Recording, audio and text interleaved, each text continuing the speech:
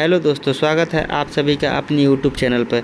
दोस्तों, आज मैं आप लोगों के लिए लेकर आया हूं इतिहास का बहुत ही अच्छा टॉपिक लेकर आया गया है। और आपके बिहार में जो एग्ज़ाम हो रहे हैं, बिहार पुलिस या बिहार दरोगा या चाहे बिहार शिक्षक भर्ती की जो परीक्षा हो रही है, उसमें आने का बहुत ही चांस है। ठीक है, वीडियो पर अगर नए हो तो वीडियो को लाइक कीजिए और चैनल को ज़रूर सब्सक्राइब कीजिए और अपने दोस्तों के पास अधिक से अधिक शेयर कीजिए। चलिए बढ़ते हैं अपने क्वेश्चन पे।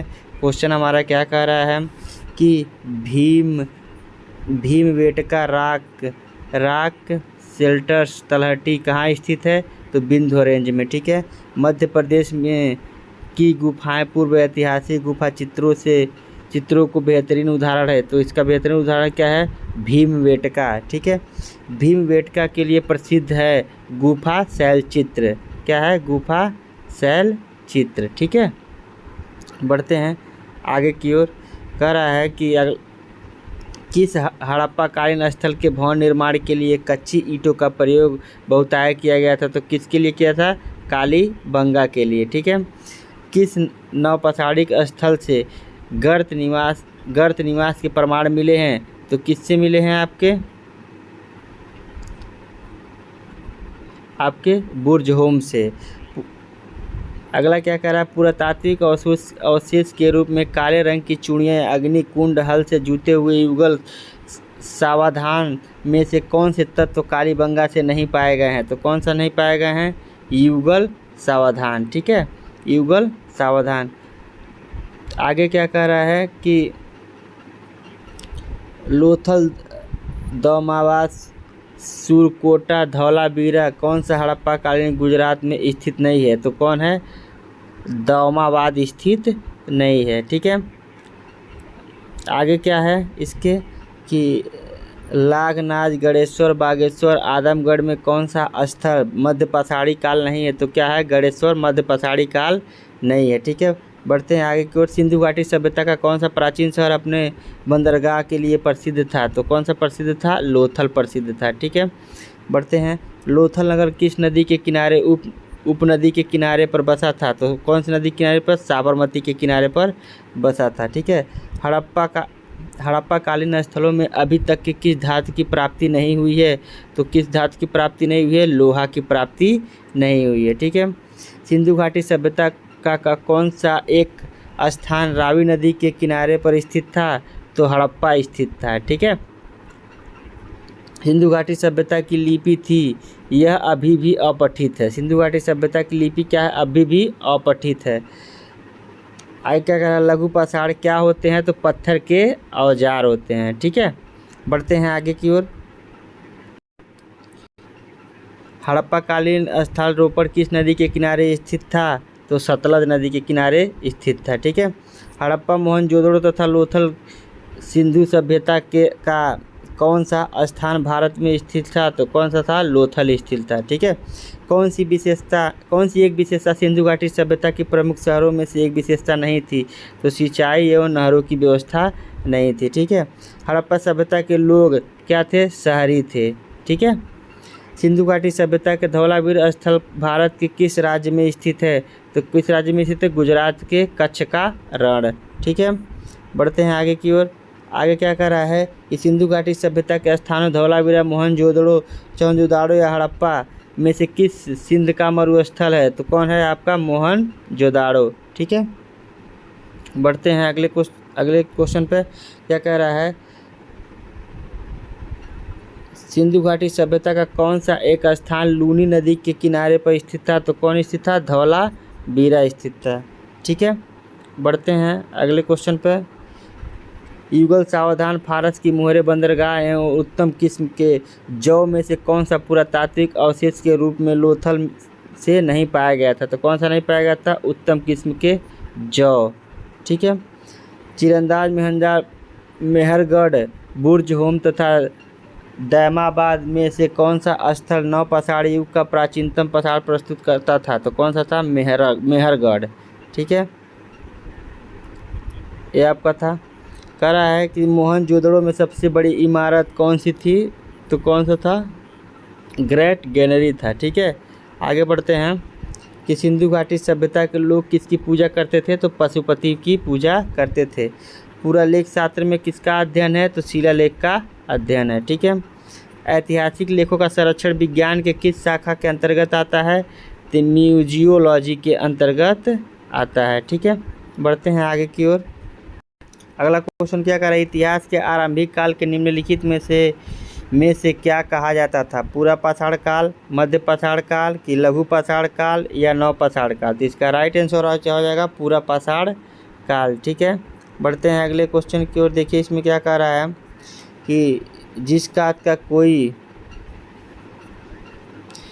बात का कोई लिखित साक्ष्य नहीं मिलता है उसे प्रागैतिहासिक काल कहते हैं, और प्रागैतिहासिक काल अंतर्गत पाषाण कालीन सभ्यता आते हैं, और उपकरणों की भिन्नता के आधार पर संपूर्ण पाषाण युगीन संस्कृति के 3 गुना चरणों से विभाजित किया गया है, और पूरा पाषाण काल, मध्य पाषाण काल और नव पाषाण काल। ठीक है। बढ़ते हैं। क्या कह रहा है कि भीमटेका गुफा किस राज्य में है, तो किस राज्य में है आपके, इसका तेलंगाना में, कर्नाटक में, उड़ीसा में या मध्य प्रदेश में। तो इसका राइट आंसर आपका हो जाएगा मध्य प्रदेश में। ठीक है। बढ़ते हैं अगले। देखिए मध्य प्रदेश के भीमटेका गुफा भोपाल से 45 किलोमीटर दक्षिण स्थित है। यह प्रागैतिहासिक काल का प्रहरी होने के साथ साथ ही भारतीय स्थापत्य कला का अनुपम खजाना है। बढ़ते हैं अगले क्वेश्चन पे। किस युग में पत्थर के औजार सबसे पहले पाए गए थे, तो कौन से युग में पाए गए थे, नव पाषाण, पूरा पाषाण काल, लघु पाषाण काल या मध्य पाषाण काल। तो कौन से में पाए गए थे आपके, पूरा पाषाण काल में। ठीक है। बढ़ते हैं अगले क्वेश्चन पे। अगला क्वेश्चन क्या कह रहा है,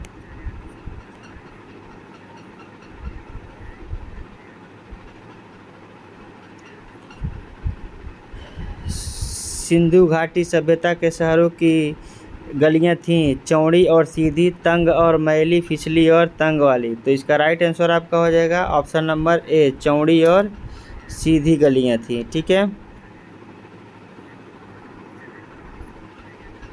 बढ़ते हैं अगले क्वेश्चन पे। अगला क्वेश्चन क्या कह रहा है कि निम्नलिखित में से कौन सी सभ्यता अपने नगर की योजना के लिए प्रसिद्ध था, तो सिंधु घाटी सभ्यता, मेसोपोटामियन सभ्यता, फारस सभ्यता या मिस्र सभ्यता। तो कौन सा प्रसिद्ध था, तो सबसे ज़्यादा सिंधु घाटी सभ्यता प्रसिद्ध था। ठीक है। अगला क्वेश्चन क्या कह रहा है कि हड़प्पा के मोहनजोदाड़ो से खंडहर निम्नलिखित में से किस नदी के तट पर पाए जाते थे, तो कौन सी नदी के तट पर पाए जाते थे, रावी, झेलम, ब्यास या सतलज। तो इसका राइट आंसर आपका हो जाएगा, देखिए हड़प्पा रावी नदी के किनारे, जबकि मोहनजोदड़ो सिंधु घाटी के किनारे पर स्थित था। तो जो कि ये ऑप्शन दिया ही नहीं है, दोनों ऑप्शन में गलत हो गया है। तो चलिए इसका आगे बढ़ते हैं अगले क्वेश्चन पे कि सिंधु घाटी सभ्यता के निम्नलिखित में से कौन सा स्थान सिंधु घाटी के किनारे पर स्थित था, तो लोथल, मोहनजोदड़ो या कालीबंगा या हड़प्पा। तो इसका राइट आंसर हो जाएगा ऑप्शन नंबर बी, मोहनजोदड़ो। ठीक है। देखिए क्या कह रहा है कि मोहनजोदड़ो के ध्वंसावशेष पाकिस्तान के सिंध प्रांत में लकराना जिले से सिंधु नदी के दाहिने तट पर स्थित है, और यह लगभग प्रत्येक घर में निजी कुएं, स्नानागार होते थे और पानी के लिए नलियों की व्यवस्था की थी। अनेक घरों में शौचालय भी बने हुए थे। ठीक है। चलिए बढ़ते हैं अगले क्वेश्चन पर।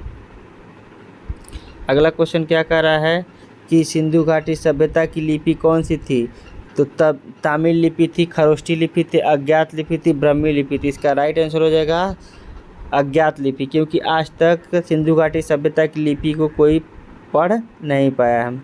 बढ़ते हैं अगले क्वेश्चन पर। अगला क्वेश्चन क्या कह रहा है कि मोहनजोदड़ो का स्थानीय नाम रेगिस्तान का टीला, नज़दीकी भूमि का टीला, मृतकों का टीला या जीवन का टीला। तो इसका राइट आंसर हो जाएगा आपका मृतकों का टीला था। ठीक है। बढ़ते हैं अगले क्वेश्चन पे।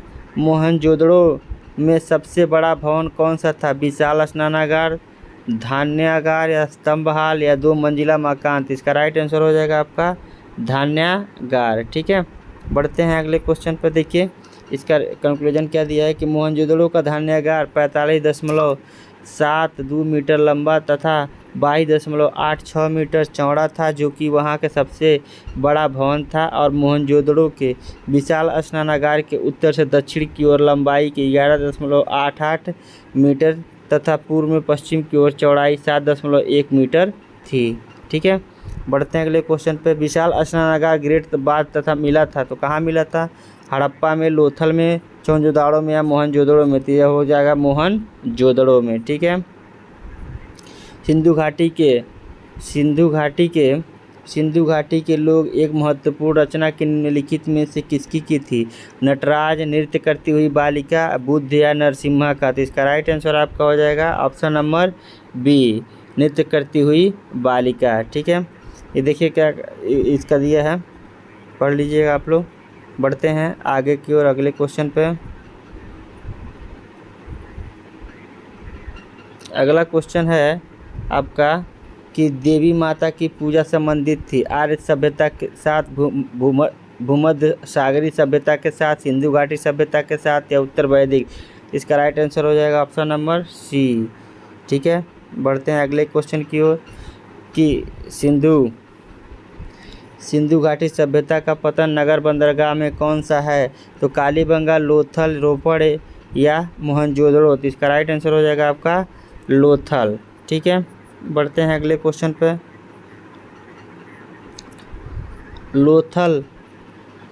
लोथल नामक स्थान निम्न में से सभ्यताओं में से किसका जहाजी मालाघाट था? सिंधु घाटी सभ्यता, मिस्र की सभ्यता, मेसोपोटामिया की सभ्यता या फारसी सभ्यता?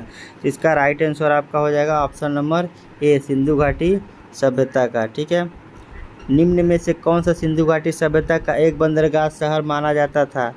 तो आपका राइट आंसर हो जाएगा आपका लोथल। ठीक है, बढ़ते हैं अगले क्वेश्चन पर। अगला क्वेश्चन क्या कह रहा है?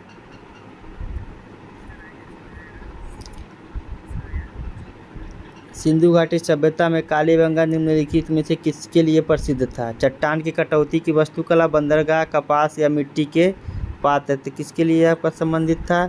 इसका राइट आंसर आपका हो जाएगा ऑप्शन नंबर डी, मिट्टी के पात्र से। ठीक है, बढ़ते हैं आगे की ओर। सिंधु अर्थव्यवस्था की ताकत थी कृषि, व्यापार, चाक पर बनाए गए मिट्टी के बर्तन या बढ़ईगिरी? तो इसका राइट आंसर आपका हो जाएगा ऑप्शन नंबर बी, व्यापार था। ठीक है, बढ़ते हैं अगले क्वेश्चन पे। निम्नलिखित में कौन सी धातु हड़प्पन सभ्यता में नहीं पाई गई थी? सोना, तांबा, चांदी, लोहा? तो इसका राइट आंसर आपका हो जाएगा ऑप्शन नंबर डी, लोहा को नहीं पाया गया था। अगला क्वेश्चन है सोतुगुई सिंधु घाटी सभ्यता किस देश में है? तो भारत, पाकिस्तान, अफगानिस्तान, तिब्बत? इसका राइट आंसर हो जाएगा आपका अफगानिस्तान। ठीक है, बढ़ते अपने वैदिक सभ्यता की ओर। वैदिक सभ्यता का हम लोग क्वेश्चन पढ़ेंगे अब आगे। देखिए, वैदिक आर्यों का प्रमुख भोजन क्या था? जौ और चावल, दूध और इसके उत्पाद, चावल और दाल और सब्जियां और फल? इसका राइट आंसर हो जाएगा दूध और इसके उत्पाद। ठीक है, बढ़ते हैं अगले क्वेश्चन पे। निम्नलिखित में से कौन सा अन्न मनुष्य द्वारा सबसे पहले प्रयोग होने वालों में से एक था? जौ, जई, राई या गेहूँ? तो इसका राइट आंसर आपका हो जाएगा ऑप्शन नंबर ए, जौ। ठीक है, वैदिक लोगों द्वारा किस धातु का प्रयोग पहले किया गया था? इसका राइट आंसर हो जाएगा आपका ऑप्शन नंबर डी, तांबा का प्रयोग किया गया था। वेद शब्द का अर्थ है, तो वेद शब्द का क्या अर्थ है? ज्ञान। ठीक है, बढ़ते हैं अगले क्वेश्चन पे। अगला क्वेश्चन क्या कह रहा है कि किन 3 वेदों को संयुक्त रूप से वेदत्रयी कहा जाता है? ऋग्वेद, यजुर्वेद, अथर्ववेद? ऋग्वेद, सामवेद, अथर्ववेद? ऋग्वेद, सामवेद, यजुर्वेद? तो इसका राइट आंसर आपका हो जाएगा option number C, Rigveda, Samaveda और यजुर्वेद को, अथर्ववेद को नहीं लिया जाता है उसमें। ठीक है, आर्य सभ्यता के मनुष्य के जीवन की आयु के आरोही क्रमानुसार निम्नलिखित चरणों में से कौन सा विकल्प सही है? इसका राइट आंसर आपका हो जाएगा option number A, option number A, ब्रह्मचर्य गृहस्थ वानप्रस्थ संन्यास, ब्रह्मचर्य गृहस्थ वानप्रस्थ और संन्यास। ठीक है, बढ़ते हैं अगले क्वेश्चन पे। अगला क्वेश्चन क्या कह रहा है?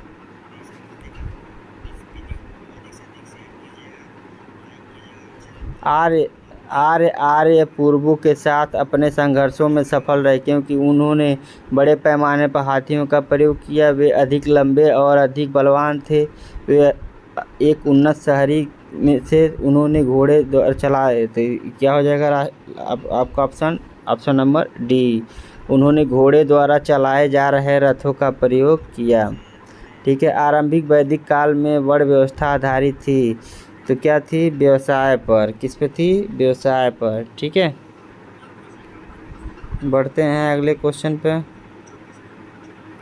अगला क्वेश्चन क्या कह रहा है? ऋग्वैदिक आर्य पशुचारी लोग यह इस तथ्य से पुष्ट होते थे कि ऋग्वेद में गाय के अनेक संदर्भ हैं।